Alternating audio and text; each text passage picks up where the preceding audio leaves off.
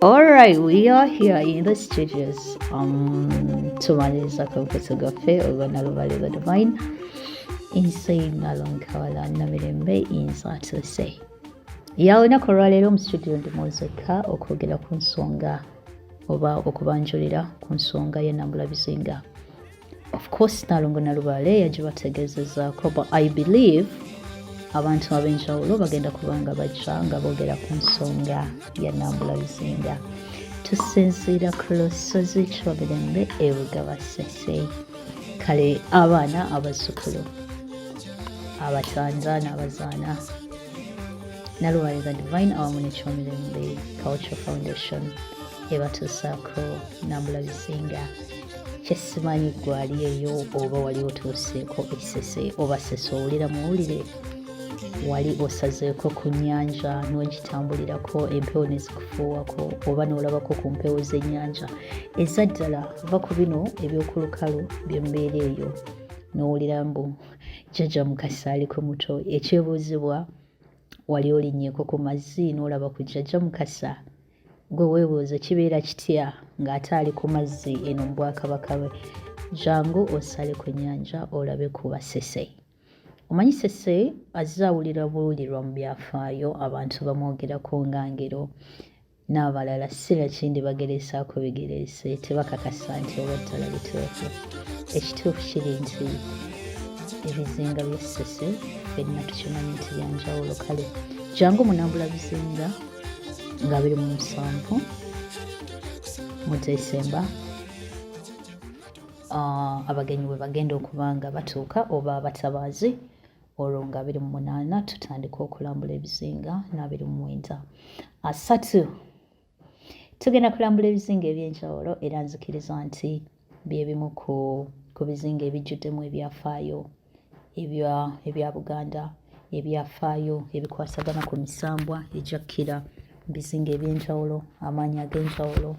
Era bwe tunaaba tumaze okulambula 28, 29 olwo nga 3 tujja kubanga ate tubeera n'ekijjulo kya Jajjaffe Serugata. Ya Serugata tubeera mu byakwegatta byokka byokka. Kale buli omu anyumirwa ebyokwegatta jangu weegattire wamu tulire wamu ku kijjulo ky'abajjajjaffe ekyo mwe twegattira ne bajjajjaffe ab'enjawulo ab'okulukalu ab'omu mayanja bonna babeerawo ku kijjulo kya Serugata. Kale gye emikolo gibeerera ddala menyevu. Kale nzikiriza nti bannaffe abali eyo abaali beegasseeko ku nsonga ya Serugata n'ogibeerako munjulira nti kijjulo kya njawulo nnyo ddala. Kale nga 31 ate tujja kubanga tubaayo ne activities ez'enjawulo omugenda okubanga wagenda kubeerawo competitions z'amaato abagenda okuvuga, wagenda kubeerawo okusamba emipiira, wagenda kubeerawo empaka z'okuwuga, wagenda kubeerawo etc.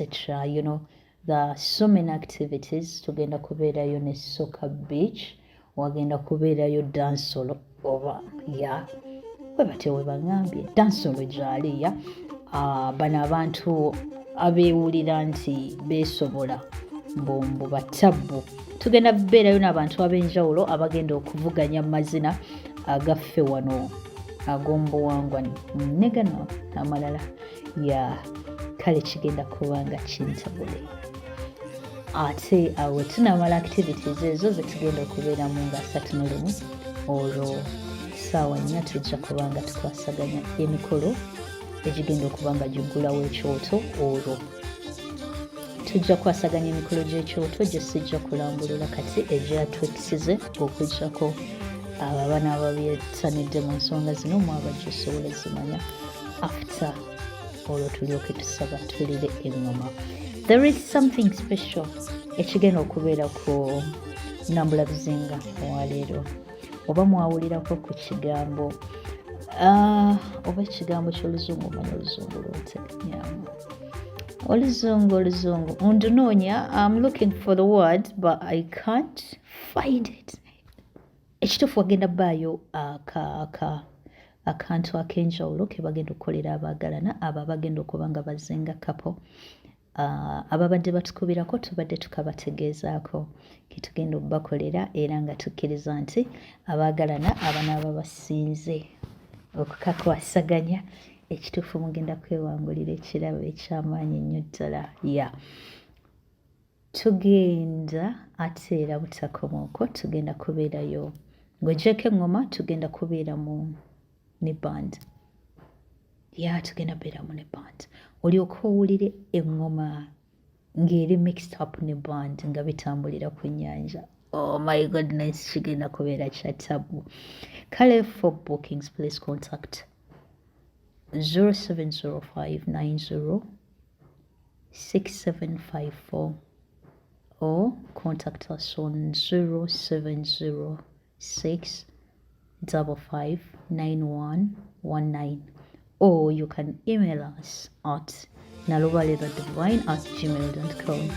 Ojjakubanga otufuna, so make your reservations early oleme kutataganyizibwa otherwise mbangaliza olunaku olungi akuume atakuumira mpeera twesangeyo ku Nambula Bizinga 27 December mbadde Nalubaale Mirembe.